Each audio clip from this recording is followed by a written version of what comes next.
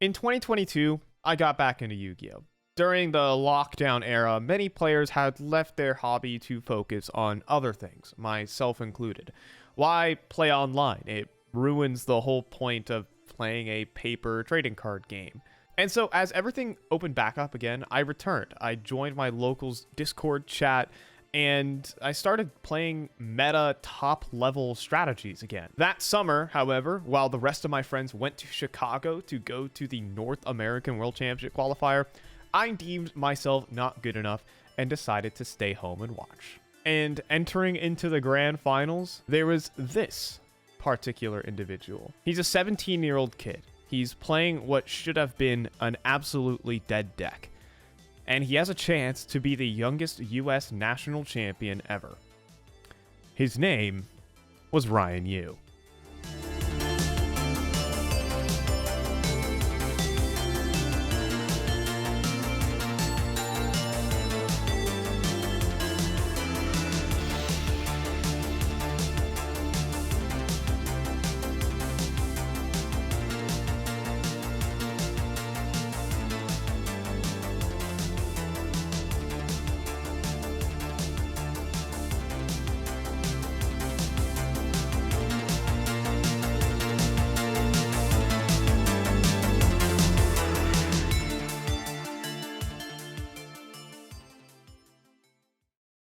Some players in Yu-Gi-Oh! Win everything. Some build the most incredible decks, define the meta, or they make content. Maybe they provide the best tips and know-how. Ryan Yu's simple claim to fame is that he is really good at card games. Like many people who first pick up the Yu-Gi-Oh! Card game, it's for kids on a playground. You bring your deck of 100 cards in a plastic bag and you play whatever you want. Very little people in their childhood would even take the next step. But Ryan and John Wilkin's story was a lot different. So me and Ryan got in at the same time through a mutual friend. Both of our first tournaments was YCS Toronto 2015 in the finals. He beat me in that one, but that was kind of like the first taste of I guess the competitive experience for us. However, these two players spent their early years playing Yu-Gi-Oh! Dragon Duels. Those 13 years and younger could play in these tournaments versus other juniors. And no, they weren't just competing for fun. There's a chance to go to the Dragon Duel World Championship.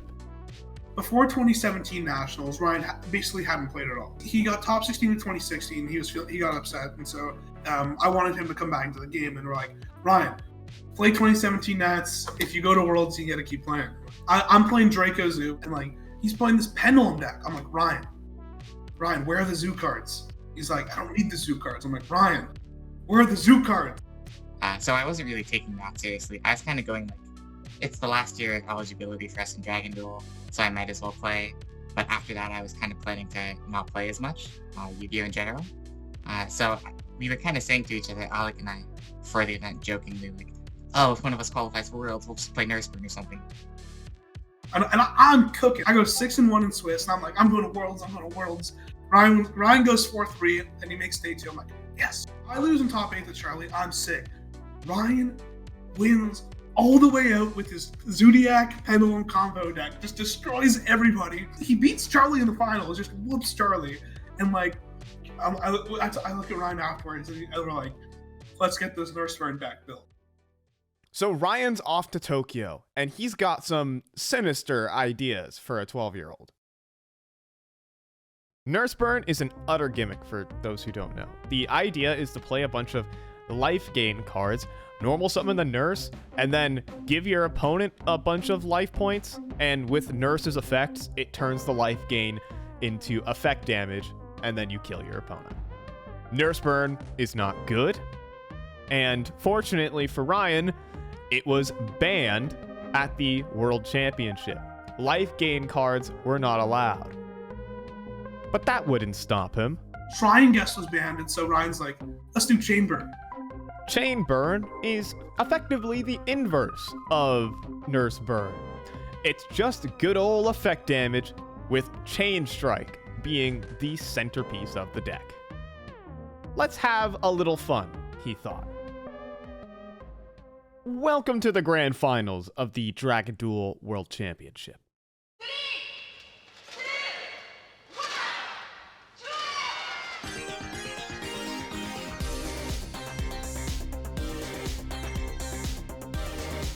And like the way that he built this deck was he's like, ooh, I like this card, I like this card, ooh, Dice Jar. That was just a card that like a friend of ours from locals liked. And Ryan's like, you know what, it can burn for 6,000. I guess if you're at 7,000, you negate it. It's Dice Jar! The fact that he was so ready and excited to try and resolve that on stream, I feel like it also shows exactly the kind of like that fun Ryan that I know. Kaba attacks direct. Oh no, he pays something like to figure out how he can throw away some more cards. Next is the second chain strike. Oh wow. And as we've explained earlier, this is totally, well, I bet it is. Oh, it's desserts. Just desserts for 1,000. Does he have the trio for game? I don't think he would activate just desserts if he got it. didn't. Ojama Ryan Yu, Trio. Just desserts with Ojama Trio. Yeah. He's got a Ojama Trio as well. Oh my goodness. Wow. Beats any burn cards. I don't know about that. Just desserts is chained. I don't think you do in this Secret case. Barrel is chained. Trio. Ojama Trio. Trio's next. 18 and 2,000. He can still try to get some damage in here. And targets. Reckless Greed. Oh. Reckless Greed. The light one in. He activates Card of Demise. Oh my goodness! Wow. Unbelievable! Still one turn left off Reckless Greed. Is that Did he pick up 2 double dark holes? Trap cards? Presumably, otherwise he wouldn't be playing it. Yes. Does H definitely have the trap card in his hand? I thought I saw it. So secret. Chain Strike. He is at 2,300. The Ojama tokens were destroyed, and they recorded the damage. Yes, and that's it. That'll do it. Ryan Yu has prevailed in a nail-biter.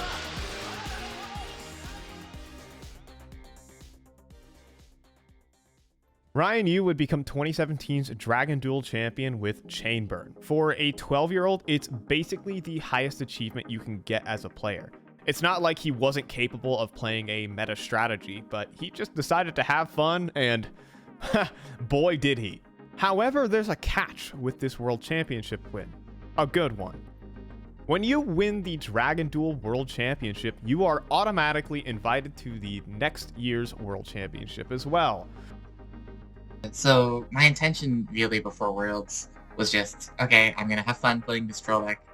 And that's going to be it. I was still planning after going Worlds on just, quitting, not playing the game anymore, focusing on school, I guess. So at that point, my mindset was kind of like, I guess I have a reason to play again. The problem here for Ryan is that he's aging out of Dragon Duels. So he would be invited to the TCG main event World Championship, where he really needs to prove he can belong versus all the best players in the game. This was his time to improve. He would sit down with the best players in Canada, start attending locals frequently still with John Wilkin. He would show up to the World Championship next year playing Altergeist, one of the Joker decks in the format. There's no playing footage, there's no deck profile, there's no nothing, at least of Ryan Yu. But he would get 9th place after Swiss at age 13. But you would think the accomplishments would just start rolling in for the prodigy here of Ryan Yu. He was already competing with the best players in the world when he was 13 years old. But at the end of the day, Ryan still needed to improve. He needed the hundreds upon hundreds of hours that his cohorts also had. While being ages 14 and 15, you don't have infinite time to travel the globe playing card games all the time. You're a kid at the end of the day. You can only play so many locals and attend so many events. But one thing it did do was truly get his name out there. When he was 14 years old, he would win his first regional with Trickstar going 9-0. But evidently, he'd be a force to be reckoned with once he became old enough to travel to all the events.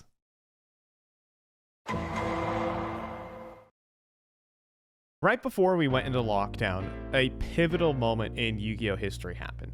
Konami had released a ban list. It was the end of TOS format. I've covered this in previous videos, but this is still probably one of the most impactful ban lists Konami has ever released.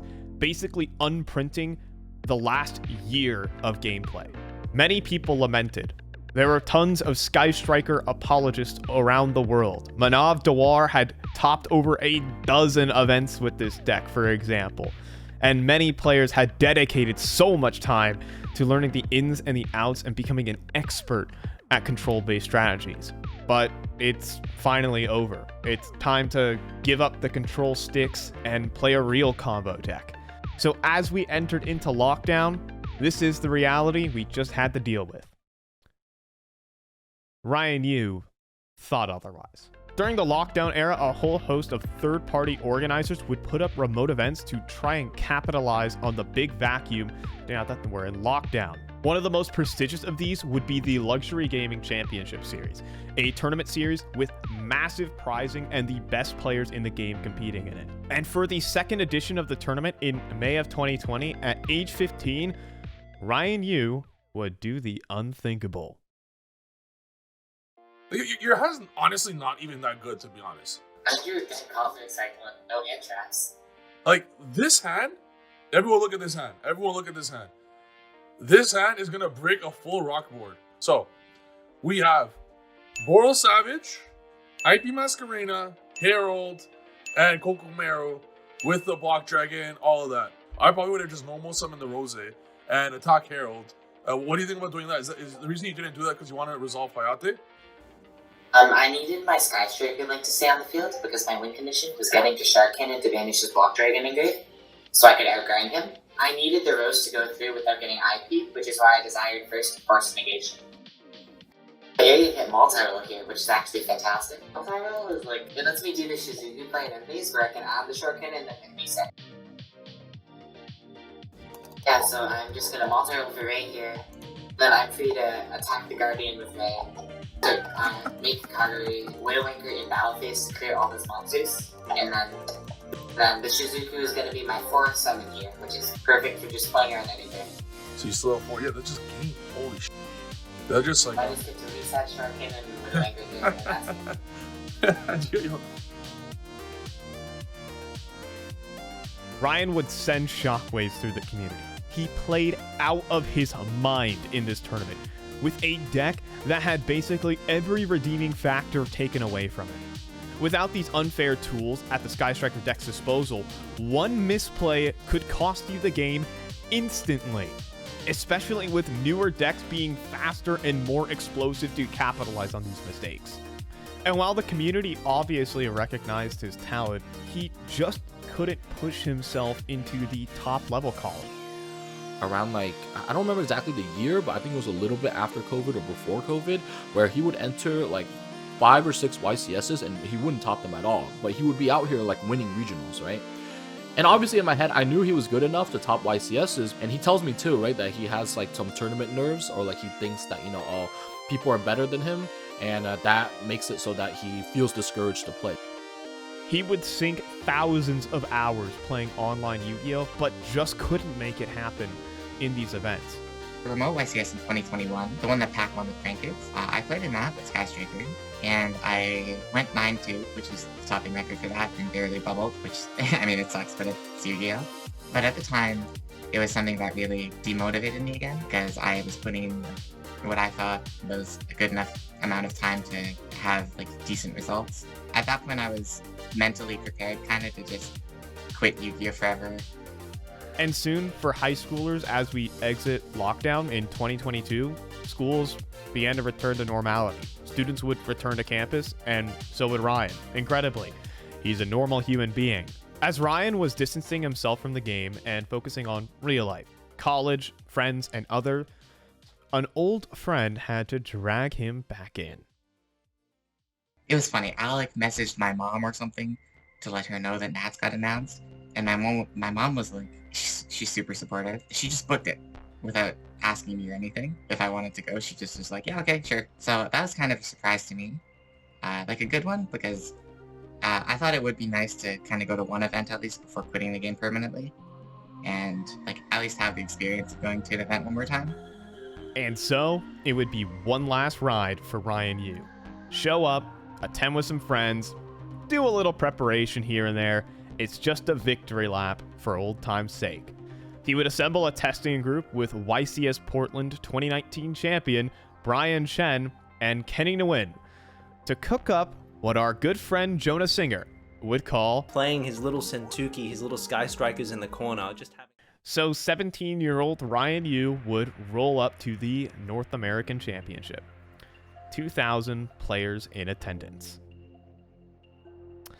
Welcome to the grand finals of the 2022 North American Championship. Into our final match, let's meet our finalist. First up, we have Ryan Yu out of Toronto, Ontario. His favorite card, Crystal Beast Ruby Carbuncle. Has something to come.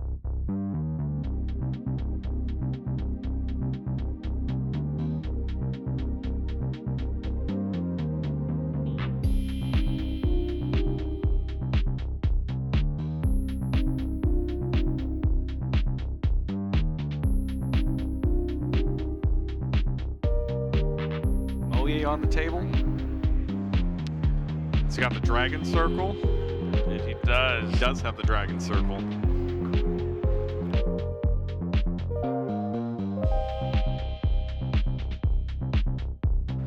Unless you were the last one every round.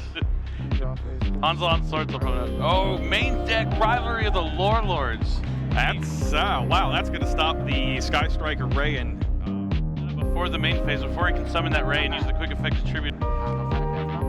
Sets one field spell. Mystic Mine. It's Mystic Mine.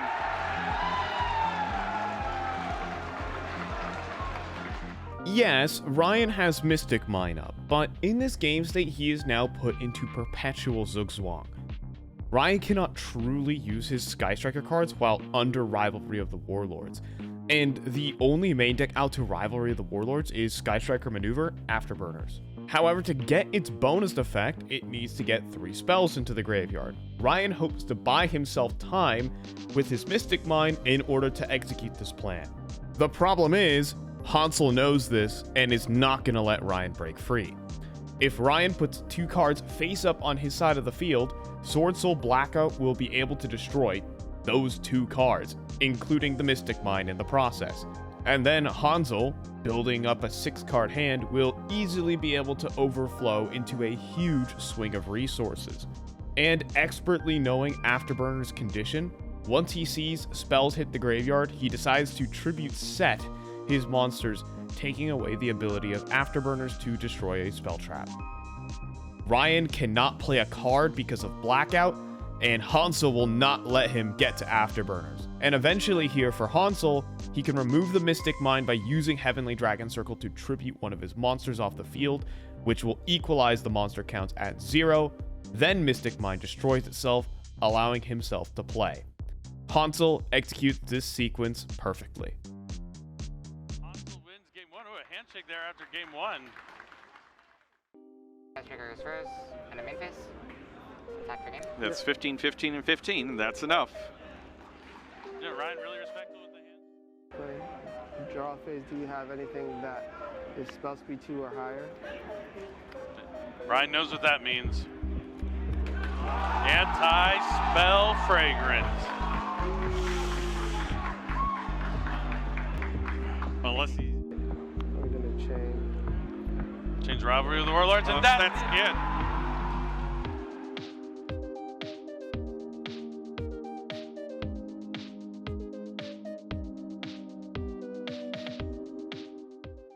Ryan would get his first premier event top in the most ludicrous fashion. A runner-up at the North American Championship.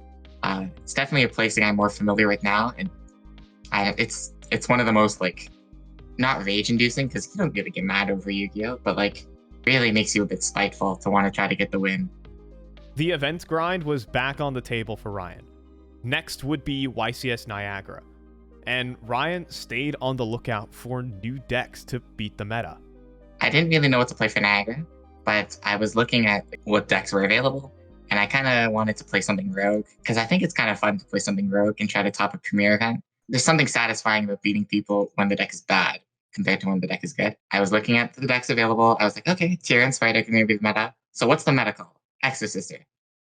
Here, Ryan would scour the web for the latest Exo Sister techs, and he would find a list from Raymond Dye.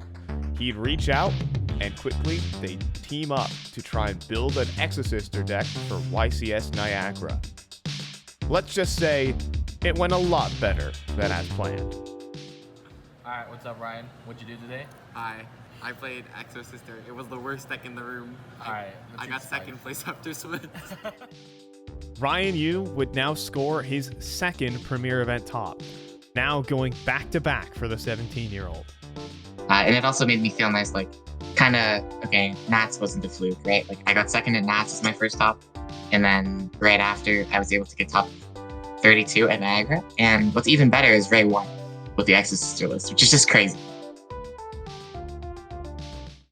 So, Ryan Yu is the real deal. The next challenge for Ryan would be to actually attend events, and with none of them being very close to the East Coast and himself being from Toronto, the next couple of months he would spend waiting until North American Yu-Gi-Oh's time-honored tradition. It's Team YCS Las Vegas. Here you would assemble a group of 3 teammates, and how team duels work is that you play side to side with your teammates, simultaneously playing a corresponding opponent from your opponent's team. You're able to talk amongst yourselves and find the optimal solutions for the game in that very moment, alongside the fact that you win as a team and lose as a team. Here, Ryan Yu would join the Dragon Duel's dream team. He would link up with childhood friend and prodigy John Wilkin. While we haven't talked too much about what Alec has been up to in this time, he had accomplished one of the youngest YCS tops of all time. In 2018, he made top 16 of that year's YCS Niagara at age 14, and he has continued to be a top player since. Their third player would be Charlie Fudge, the 2018 Dragon Duels World Champion, right after Ryan Yu. The average age of this team was 18 years old, competing against players who are sometimes 15 years their senior, but that didn't matter to them. So while John and Charlie were about to unleash the secrets of the gimmick puppet lock upon all of Yu-Gi-Oh!, Ryan would go into one of Yu-Gi-Oh's most toxic formats, setting 5 and passing. We started testing, obviously there was the ban list, and so we started testing about 2.5 weeks before the event, and Ryan pulls up, and I'm like, oh, he's like, oh, I have the goo. I'm like, oh, what is it? And I'm sitting there, I'm sitting pretty, I'm like, oh, my hand's insane, I got deployment, I got branded fusion Aliber, he goes, set 5, I'm like, shit. I'm like, lower Aliber, he goes, skill drain, rivalry, and then he has like big welcome, and I'm like, all right, let's go to the next one. I ended up playing Vivid for that event because my friend Herman Hansen had just topped YCS Leon with it, and he made the deck seem really good. So, okay, let's play another rogue deck. So I picked up Lab, and I didn't have that much time to practice for Vegas because I had like some chemistry lab report stuff due that week. I actually ended up, I touched the cards for the first time on Saturday morning, like a few minutes before the round. Welcome to the grand finals of Team YCS Las Vegas.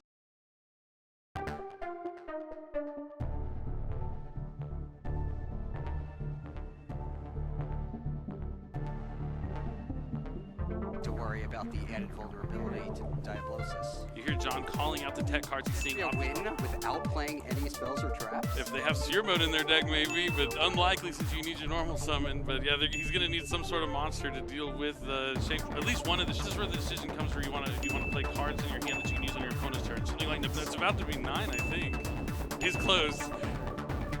Monster Zone, 1 extra Monster Zone remaining.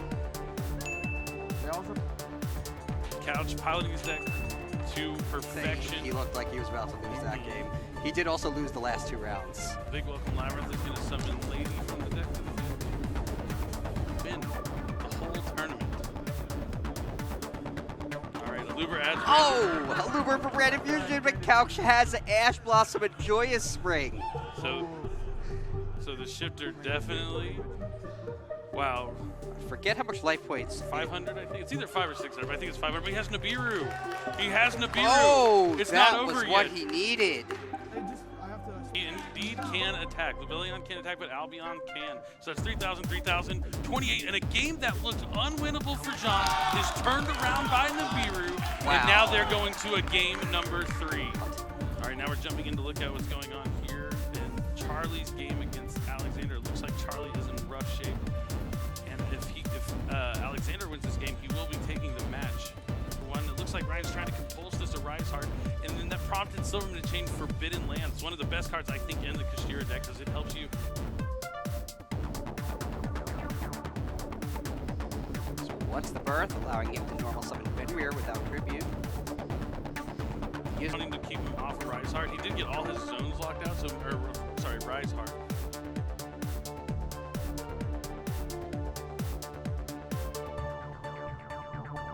John's deck, locking up the last 2 zones with the Shingri-Eras. Nibiru or bust here.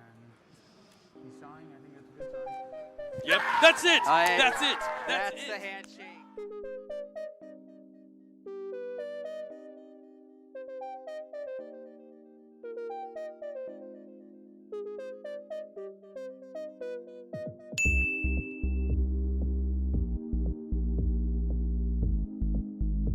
Ryan's team would falter in the finals. It would be another 2nd place. And my record at that event was 13-0. I was happy with the list at the time. Definitely could have been optimized in hindsight, but I actually made that list with Brian and Chen. We were on different teams, but we played the same 70 cards. He also topped YCS Vegas, and his record was also EXO. So the list that we made that weekend between the two of us didn't lose a match.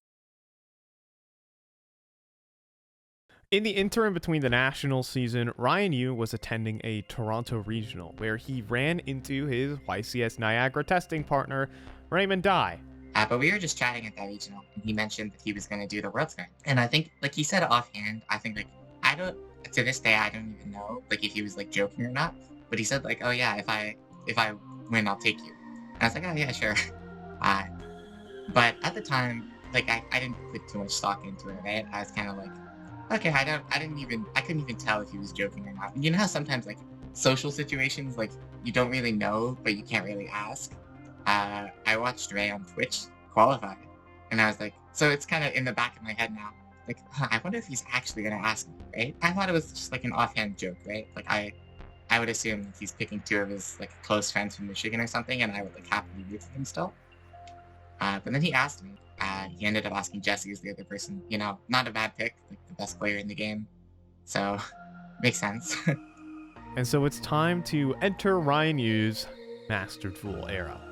For those who are behind the times in Yu-Gi-Oh!, Konami released a fully automated simulator called Master Duel at the start of 2022. A new battleground for top players to take part in as well. It's not 100% card for card, the paper game, but it is pretty much a seamless transition into it for most of the top players. And so Master Duel would now host its very first World Championship qualifier in a format known as the Duelist Cup. The Duelist Cup would be 3 days of non-stop play, and the top 3 Duelist Points leaders from each region would get a chance to go to the World Championship. These 3 days are absolute lunacy. Sometimes players would stay up for 24 hours, get 3 to 4 hours of sleep, and keep going. And like, don't get me wrong, it is unhealthy and brutal, but truly an incredible way to show consistency, dedication, and resilience to the game. So Ryan was going to Japan. He is now the only player to ever attend 3 World Championships in different divisions: Dragon Duels, the TCG, and now in Master Duel. For the Master Duel World Championships, each player on each team has to be armed with 2 different decks, alongside the fact that both teams share 1 player's worth of card pool. In essence, meaning that every player on the team has to play a different deck. And now by this point, Ryan had built up a reputation for being the best control player in the game, but he was going to need to break out of his shell and compete with the rest of the format if players in the tournament decide to target his type of deck.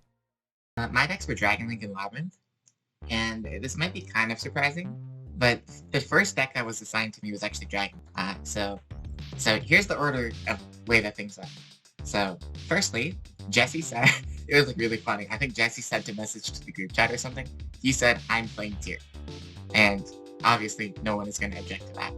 And then we gave Ray the Sprite deck because Ray's very comfortable with the Sprite deck in Master Duel and in the TCG. Like he topped the 250th with it, and it was a deck that he was super comfortable with.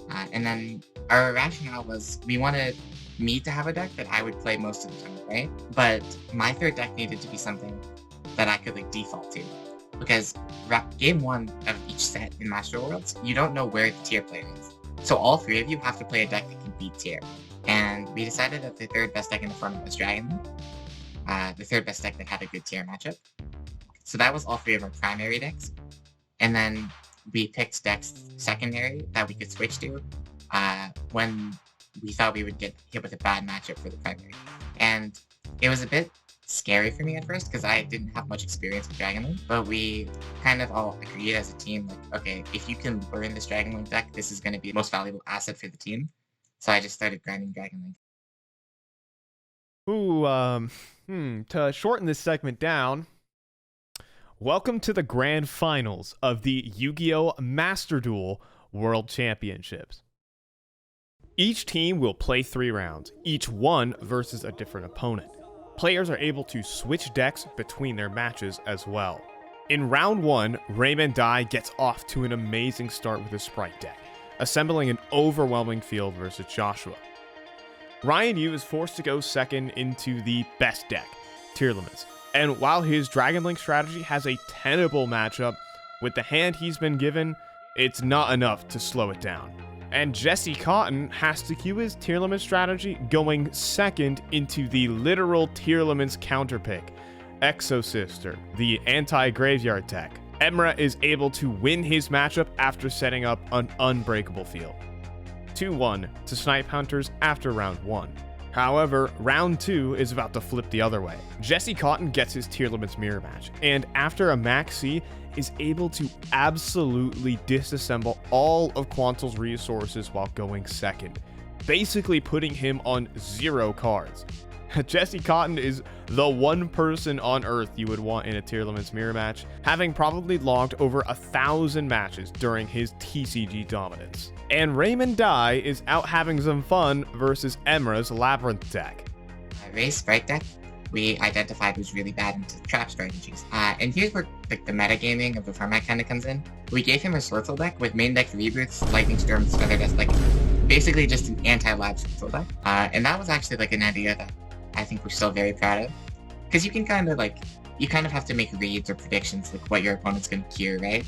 Because it's open information. You know what decks they have, they know what decks you have, so you kind of have to mind game them. And both times we got the call right for Ray's Swirtle deck and paired it into a lab deck. Finals against Emery's lab deck, we put in Ray's Swirtle deck and he Harpy's Feather Dusted him.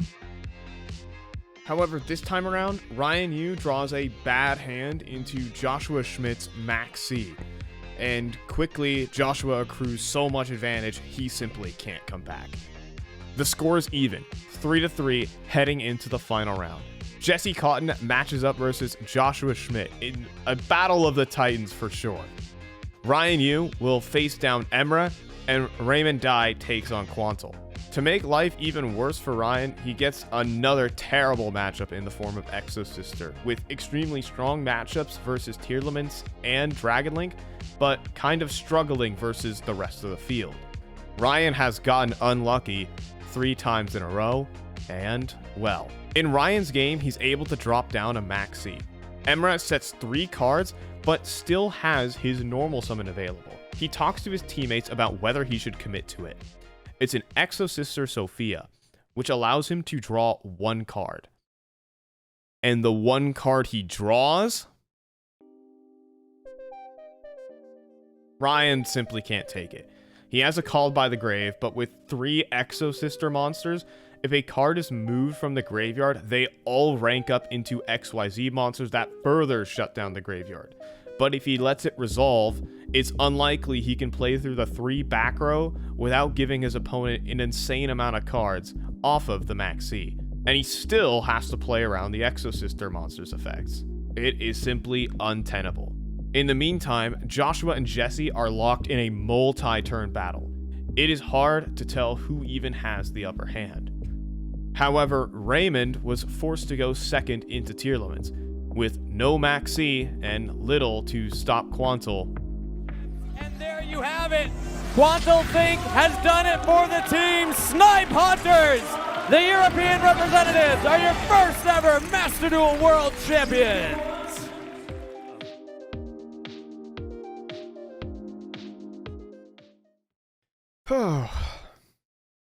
How many more times can you say it is what it is? Ryan has yet to convert a single final, and perhaps one day fortune will change for him. But one thing that I can say is his trajectory as a player rapidly changed after this World Championship.